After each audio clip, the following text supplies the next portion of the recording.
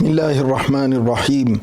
الحمد لله وأصلي وأسلم على سيدنا رسول الله وعلى آله وصحبه ومن اهتدى بهداه. أما بعد، فإنني أوجه رسالة إلى عقلاء الغرب أقول لهم: خذوا على أيدي سفهائكم وكفوهم عن مثل هذه الأعمال الدنيئة، فإن أمر الله غالب ودين الله ظاهر، وأفعالكم هذه لن تضر الله شيئا ولن تزيد المسلمين إلا استمساكا بدينهم ومحبة لنبيهم صلى الله عليه وسلم وتقديسا لقرآنهم، فإن القرآن الكريم يخاطبهم فيه ربهم جل جلاله بقوله: يريدون ليطفئوا نور الله بأفواههم والله متم نوره ولو كره الكافرون.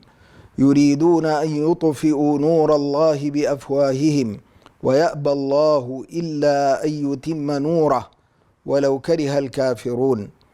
إن هذه الأفعال الدنيئة لن تشكك المسلمين في دينهم، ولن تنقص محبتهم لنبيهم صلى الله عليه وسلم، ولن تدفعهم إلى مقابلة أفعالكم بمثلها.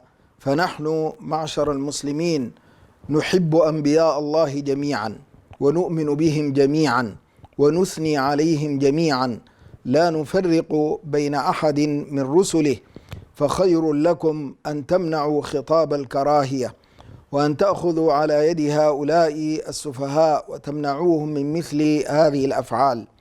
ثم الرسالة الثانية إليكم أيها الإخوة الكرام، يا من اجتمعتم هذا الاجتماع الحاشد من أجل أن تنكروا هذا المنكر، أقول لكم: طوبى لكم، بيض الله وجوهكم، سدد الله خطاكم، بارك الله جهودكم، فقد قمتم بما تستطيعون. وقد قال نبيكم صلى الله عليه وسلم: فمن أنكر فقد برئ ومن كره فقد سلم، ولكن من رضي وتابع. أسأل الله عز وجل أن يعلي كلمته وأن يعز جنده وأن يظهر دينه على الدين كله، إنه خير المسؤولين وخير المعطين. وصلى الله وسلم وبارك على سيدنا محمد وعلى جميع المرسلين، والسلام عليكم ورحمة الله وبركاته.